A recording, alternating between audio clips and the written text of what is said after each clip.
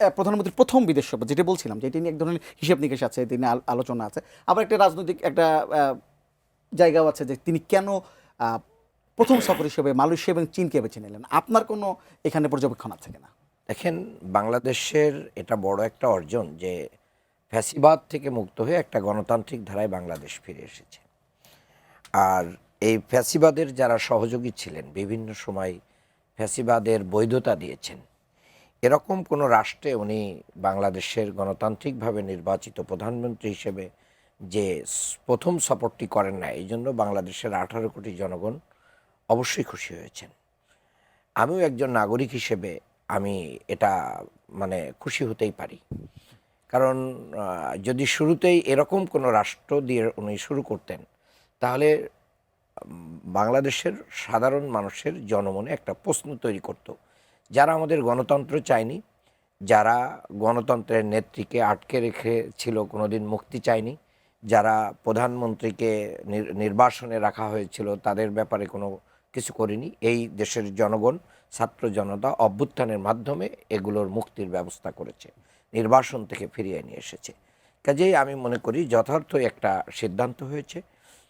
অপরদিকে যদি আপনি অন্য দিক দিয়ে, অর্থনৈতিক দিক দিয়ে যদি আপনি হিসাব করেন, তাহলে বর্তমানে মিডল ইস্ট এর পরেই মানে আমাদের যে শ্রমবাজার, এই শ্রমবাজার কিন্তু মালয়েশিয়াতে রয়েছে, এবং মালয়েশিয়াতে এই শ্রমবাজার আরও মানে বর্ধিত হবে। দেশের বৈদেশিক মুদ্রা অর্জনের সুযোগ তৈরি হবে, কারণ প্রচুর শ্রমিক মালয়েশিয়াতে প্রয়োজন হয়। তাদের শিল্প কলকারখানার যে উন্নয়ন হয়েছে, এবং মানে অল্প দিনে মালয়েশিয়া যে উন্নতির পথে এগিয়ে গেছে, এই জায়গায় মালয়েশিয়াতে আমাদের একটা বড় শ্রম বাজার আছে। সেই জায়গাটা আমাদের জন্য খুবই ইম্পর্টেন্ট। অপরদিকে আপনি যদি খেয়াল করেন যে ওখান থেকে উনি চীনে যাচ্ছেন, চীন বাংলাদেশে এখন বড় ইনভেস্টমেন্ট চীনের রয়েছে, এবং সেই ইনভেস্টমেন্টের কারণেই চীনের সাথে আমাদের একটা দ্বিপাক্ষিক সম্পর্কটা অনেক স্ট্রং হওয়া উচিত।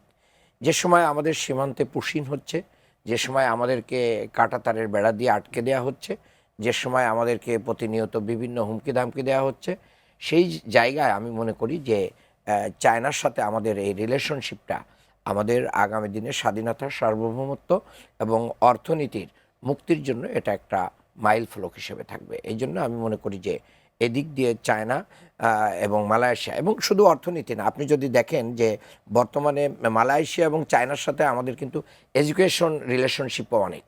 আর একটা জিনিস খেয়াল করেছেন কিনা, অভ্যুত্থান পরবর্তী সময়ে বাংলাদেশের যত বিরোধী দল আছে, তাদের পলিটিক্যাল উইং, স্টুডেন্ট উইং থেকে শুরু করে না ইয়থ উইং, সমস্ত উইংকেই কিন্তু one after another China state থেকে তারা কিন্তু আমন্ত্রণ জানিয়ে তাদেরকে চায়নার সমস্ত উন্নয়ন, তাদের অগ্রগতি অনেক কিছু দেখিয়ে নিয়ে আসছেন। আপনি কিছুদিন আগে ডাকসু নেতারাও গিয়েছেন, ছাত্রদলের নেতারাও গিয়েছেন। এটার মাধ্যম দিয়ে একটা সেতুবন্ধন যে তৈরি হচ্ছে, এখানে একটা নতুন দিগন্ত তৈরি হতে পারে। চিকেন নেকের এখানে আমাদের রংপুরকে যে তারা গ্রাস করে নিতে চায়, এই জায়গায় আমাদের পাশে দাঁড়ানোর মতন শক্তিশালী দেশ হিসেবে চায়নায় রয়েছে, নেপালের কোল ঘেঁষে। সো দ্যাট আমি মনে করি যে আমাদের শুধু বাণিজ্যই হবে না, শুধু এডুকেশনও হবে না, আমাদের আগামী দিনের দেশের রণকৌশল এবং দেশের স্বাধীনতা সার্বভৌমত্ব এখানে এগিয়ে যাবে।